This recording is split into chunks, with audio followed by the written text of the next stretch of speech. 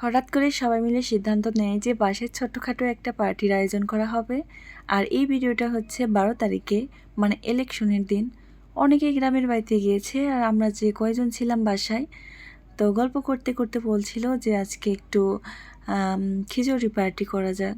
তো যেই কথা সেই কাজ, সাথে সাথে টাকা উঠিয়ে দুইজন ভাইয়া বাজারে গিয়েছিল। সেখানে গিয়ে যা যা লাগে খিচুড়ির জন্য সবজি, এই হচ্ছে বাঁধাকপি, ফুলকপি, গাজর, মিষ্টি কুমড়া, আলু, পেঁয়াজ, রসুন, কাঁচামরিচ সব কিছু নিয়ে আসছে। আর এই কাজগুলো কিন্তু হচ্ছে ভাইয়ারাই করছিল, আমরা মেয়েরা তেমন কিছু করি নাই। শুধু একটা ভাবি আছে যে হচ্ছে মুরগিটা কেটে দিয়েছিল।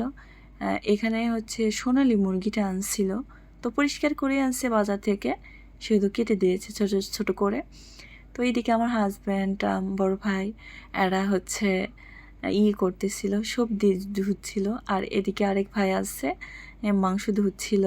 আরও ভাইয়েরা আছে যারা হচ্ছে অন্য অন্য কাজ করতেছিল। তো একজন চুলা রেডি করতেছিল ইট দিয়ে আর কি।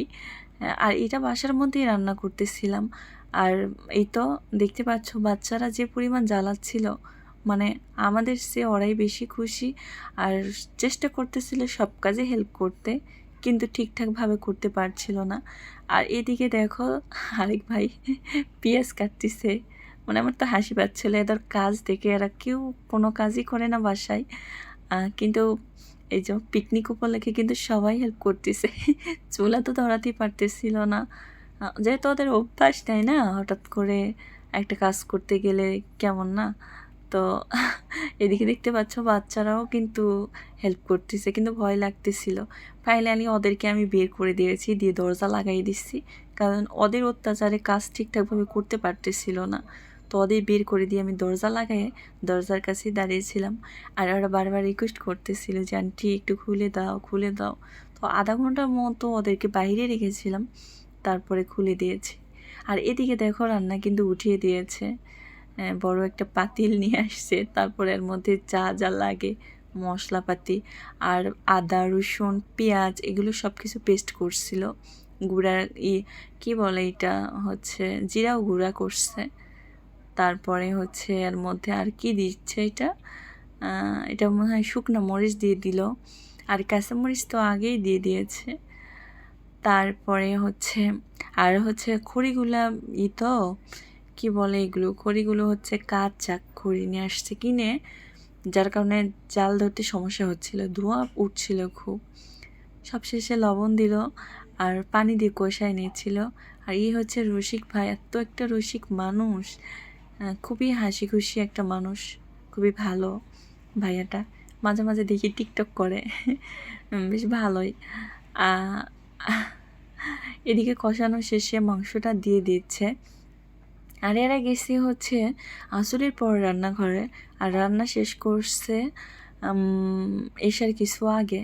জানি না এতক্ষণ কী রান্না করতেছিল, আল্লাহই জানে। আর এদিকে তো ভাবি, তারপরে আরেকটা ভাবি, দুজন মিলে হচ্ছে শসা কাটতেছিল, বাচ্চারাও হেল্প করতেছিল। এটা অবশ্য সন্ধ্যার দিকে। তো মানে রান্নার উঠাই দিছে, আর এদিকে এরা এগুলো করতেছিল সালাদের জন্য। সবগুলো সুন্দরভাবে কেটে নিচ্ছে। ওই যে বললাম যে রসিক ভাইয়া মাঝে মাঝে টিকটক করে, এই যে দেখতে পাচ্ছ টিকটক কিন্তু করতেছে এইটা। আমি একটু ভিডিও করে নিয়েছি। আর অলরেডি কিন্তু মাগরিবের আজান পার হয়ে গিয়েছে, আসার আজানের আগে আগে। অন্ধকারে তো তেমন একটা ভিডিও ভালো হয় না। আর ধোয়া হচ্ছিল খুব, এই ধোয়ার কারণে আমি ভিডিও করতে পারছিলাম না। রান্না বাড়া শেষে ওরা খাচ্ছিল, আর আমার রুমে দিয়ে গিয়েছে, মানে প্রত্যেকটা রুমেই দিয়েছে। আর ওরা ছেলেরা বাইরে খাচ্ছিল, বাচ্চারাও। তো আমাকে দিয়ে গিয়েছে ধোয়া ওটা গরম গরম খিচুড়ি, অনেক অনেক মজা হয়েছিল। ছেলে মানুষের রান্না করেছে, তারপরও আলহামদুলিল্লাহ। তো আজকে তাহলে এই পর্যন্তই, সবাই ভালো থেকো, আল্লাহ হাফেজ।